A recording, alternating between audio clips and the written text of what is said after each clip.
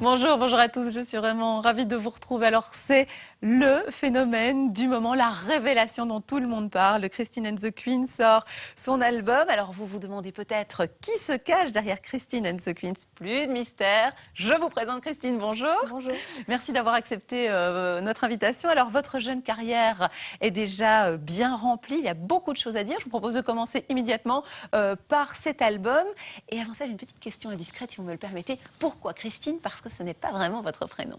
C'est vrai, c'est le prénom de mon personnage de scène et du personnage que je tiens pour ce projet-là. Alors pourquoi Christine? En fait, ça part vraiment d'un running gag que j'ai avec mes amis. C'est-à-dire que dès que j'oubliais le prénom de quelqu'un d'autre, masculin, féminin confondu, j'appelais toujours la personne Christine. Donc en fait, le prénom existait déjà comme une espèce de gag avec mes amis. Avant. Et c'était le prénom qui appartenait à tout le monde et personne. Donc je l'ai tout de suite pris pour moi quand j'ai voulu me créer un personnage de scène. Je trouvais ça drôle que ce soit un prénom valise un peu. Voilà. Et aujourd'hui, Christine, a priori, va vous poursuivre tout au long de la carrière. Ouais, ça a l'air L'idée, plutôt c'est pas parti pour- seulement de, voilà, l'idée, c'est pas seulement de rester sur cet album-là. Oui, je pense que Christine va me suivre pour d'autres albums, j'espère. Ouais. Voilà. Alors, Chaleur humaine, le titre de votre album. Pourquoi? Parce qu'on en a tous besoin?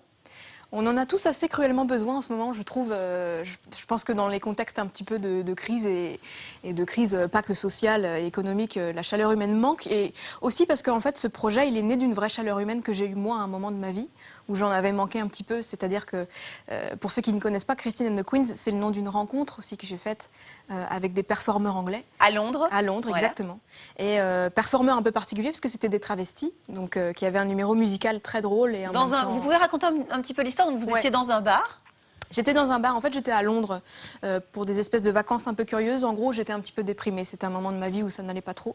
Et ce qu'on fait parfois quand on est déprimé, c'est qu'on s'échappe du pays où on vient. Donc moi, j'étais française et je suis partie un petit peu me perdre à Londres. Et j'ai rencontré dans un club un petit peu interlope londonien ces performeurs-là, qui avait un numéro qui était très impressionnant, qui était à la fois très drôle et très, très émouvant et très rock'n'roll aussi.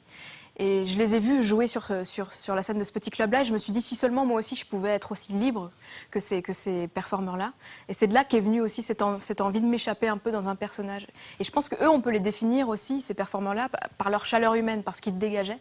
C'était une grande générosité et en même temps, c'était un petit peu de fantaisie. Je crois que j'en avais besoin aussi. Donc, Drag Queen et donc Christine and the Queens, tout s'explique. C'est ça, c'est le nom de cette rencontre-là. Ouais. Pour ceux qui ne vous connaissent pas encore, alors ils sont de moins en moins nombreux, vous pouvez un peu nous décrire votre univers? On parle d'électropop.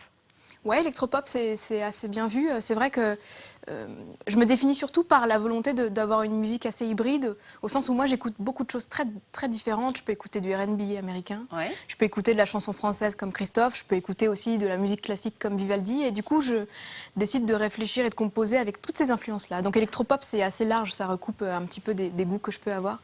Mais je dis souvent que mon album, volontairement, j'ai pas choisi entre chansons françaises et pop musique et j'ai décidé de mélanger tout ça. Je vais faire une confidence à nos téléspectateurs. On était en train de se dire ici avec l'équipe en studio que c'était très addictif. Vraiment, on se laisse porter. Et on le sent très bien d'ailleurs dans ce clip. Votre projet artistique initial mélange à la fois alors, la musique, la danse, la vidéo, le dessin, la photo, cette expression corporelle. Vous ne le concevez pas autrement. Il faut que l'expression artistique soit complète et vue dans sa globalité. C'est vrai que c'est comme ça, en tout cas, que moi j'ai toujours réfléchi et toujours aimé écrire. Et quand j'écris une chanson pour le studio, je peux déjà penser effectivement à un clip ou à la façon que je pourrais avoir de la danser ou de l'interpréter. Et en fait, c'est vraiment assez instinctif chez moi. J'ai du mal à cloisonner toutes ces disciplines-là. Et je pense que c'est comme ça aussi que je me définis et que j'aime bien, moi, créer pour ce projet. C'est pour ça que je dis souvent plus projet qu'album ou musique, parce qu'il y a quelque chose d'un petit peu plus total pour moi que simplement une chanson. Ouais, c'est comme les petits enfants qui apprennent à lire, c'est la méthode globale chez vous. Oui, c'est ça. C'est un peu ça. Est-ce que malgré tout ça, vous n'avez pas à un moment donné la crainte de vous disperser? Bah, curieusement, non. Après, encore une fois, c'est parce que je pense que autant certains sont des musiciens virtuoses comme Prince et vraiment seront définis par rapport à ça, autant moi, je me définis vraiment par cette approche un peu plurielle de l'écriture. Et je crois que c'est comme ça que je m'accomplis, en tout cas en tant qu'artiste. C'est vraiment ça qui me définit. Donc je me sens au contraire plutôt très cohérente et j'ai l'impression de savoir mieux où je vais quand j'ai une vision plus globale du projet. De votre propre aveu, David Bowie occupe une place prépondérante dans votre cheminement artistique. Alors, qu'est-ce qui vous a inspiré chez David Bowie? Moi, j'aimerais bien savoir. David Bowie, je suis très impressionnée par ces personnages, parce que c'est quelqu'un, en l'occurrence, qui sait aussi inventer des alter-ego de scène. Bon, lui, il en a eu plusieurs, donc il s'est aussi transformé au fur et à mesure. Mais on ne peut qu'admirer son parcours parce qu'il y a vraiment une richesse. Chaque album avait une vraie proposition musicale très forte, portée par un personnage très fort. Et c'est encore une fois aussi un côté un peu global que j'aime bien chez lui. C'est presque une créature, David Bowie. C'est devenu une créature de musique autant qu'un grand musicien. Et je crois que j'aime aussi beaucoup ces gens qui jouent sur tous les tableaux et qui se transforment aussi avec leur musique. Et c'est pour ça que j'ai beaucoup aimé Björk aussi ou Michael Jackson. C'est vraiment à chaque fois des gens qui se métamorphosent aussi. Ça me plaît beaucoup. Cette transformation, vous voyez également vous transformer dans les années qui viennent? Vous avez des idées, j'en suis certaine. Oui, j'ai des petites idées derrière la tête, c'est vrai. Allez, on veut savoir. Déjà, Christine, c'est une première transformation pour moi. En tout cas, c'est assumer le fait d'envisager la scène comme un instant de dépassement de soi. Je pense que je ne suis pas autant dans les mues successives à la David Bowie, parce que je ne suis pas complètement dans un personnage si éloigné de moi. Mais ça peut venir. Mais ça peut venir. En fait, Christine, je la verrais plutôt évoluer, grandir, peut-être même vieillir ou se pervertir ou emprunter une voie un peu différente. Mais pour l'instant, je la vois plutôt comme un dépassement de moi-même ou un moyen de m'oublier un petit peu aussi, de me rendre plus généreuse aussi. Oui, et d'oser des choses que vous n'oseriez pas par ailleurs? Ouais, exactement, c'est le principe.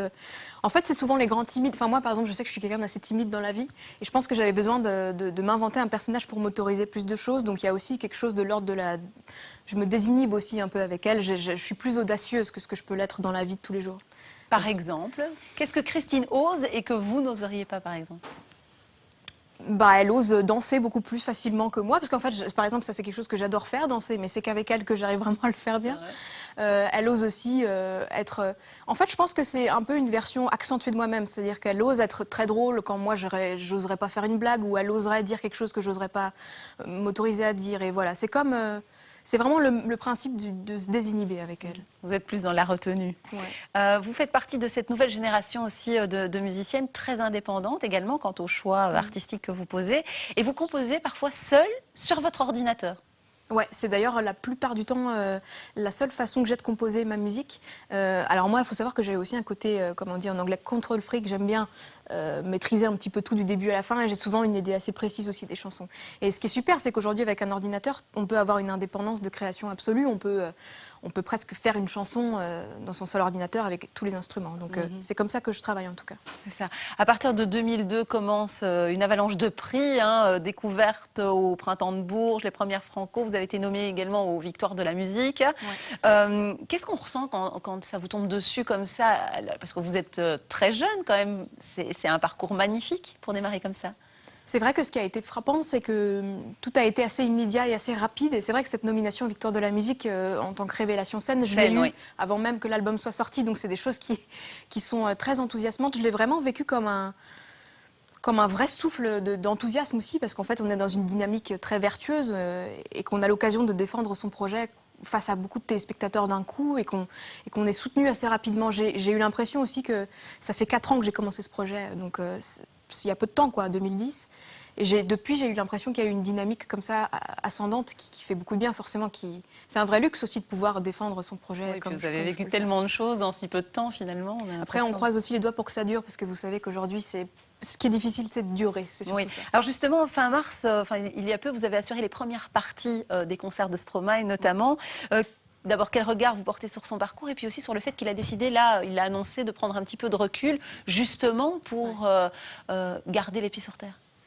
C'est intéressant en fait d'avoir appris ça, parce que moi c'est vrai que j'ai intégré le milieu de la tournée française, donc j'étais aussi au cœur de cette machinerie, de ce phénomène qui se mettait en place, et j'ai vu aussi un homme qui avait créé un projet artistique qui était aussi complètement au milieu de ce tourbillon, et je pense que physiquement c'est très fatigant, et en même temps j'ai été très impressionnée par... Je dois le dire, j'ai été très impressionnée par la manière dont il tenait une scène à lui tout seul.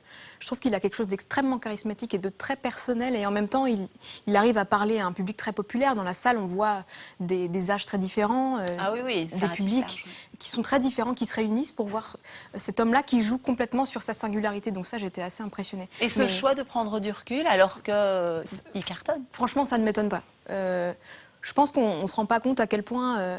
Et lui, dans son cas, ça a été un vrai phénomène. Je pense que c'est vraiment la star francophone absolue du moment. Il a eu une exposition médiatique incroyable, une tournée aussi impressionnante. Chaque soir, il jouait devant 8000 personnes. Donc moi, je peux comprendre aussi qu'on puisse Et prendre du vous recul. aussi, par la même occasion. Oui, du coup, moi, j'ai pu m'intégrer à ça. Moi, c'est génial parce que j'étais l'outsider, donc personne ne m'attendait. C'est un peu intimidant aussi de passer avant Stromae parce qu'on sait que les gens sont très fans. On se demande un peu si on va pas se faire. Mais l'accueil a été magnifique. Mais le public de Stromae est très sympathique. Il m'a accueilli très gentiment. Mais je peux comprendre. Je trouve ça assez sain de sa part. En fait, peut-être. Je pense que c'est quelqu'un qui est aussi qui a à cœur de rester sain. Je crois. Il a pas envie de se laisser dépasser par le succès. Je crois. C'est Bon, bien. en tout cas, on vous souhaite le même succès que lui. Je me le souhaite aussi. Oui. J'ai vu les Zéniths. Je me le suis souhaité.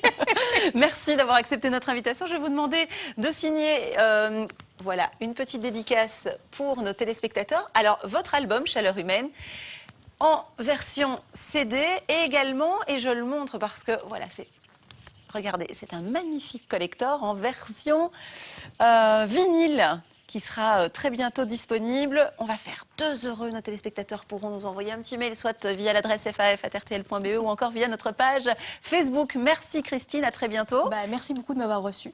Je termine ma signature. Et quant à vous, je vous retrouve très bientôt sur RTL TVI pour un nouvel entretien en face à face, bien évidemment. À bientôt.